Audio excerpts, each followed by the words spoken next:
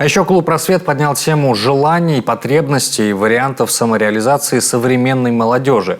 В начале работы площадки представитель байкерского клуба «Полярные волки» Владимир Попов рассказал об инициативе по созданию технического клуба для ребят.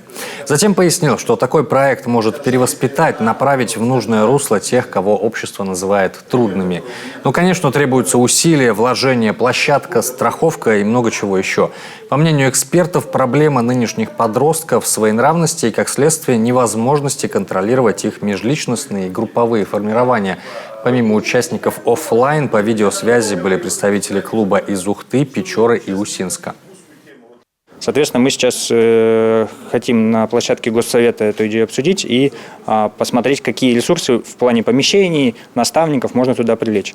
И второе – это грантовая поддержка, то есть оказать содействие в оформлении грантов и получении финансирования под какие-то конкретные проекты. Это могут быть как небольшие инициативы, так и, скажем так, системные какие-то вещи, которые длятся длительный период. Реализовывать инициативы будут в рамках проекта общественного клуба «Рассвет» «100 идей для Республики Коми».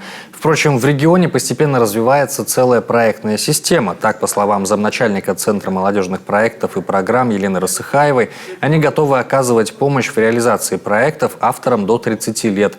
Предельная сумма, правда, 50 тысяч рублей, но это тоже неплохое подспорье для активистов.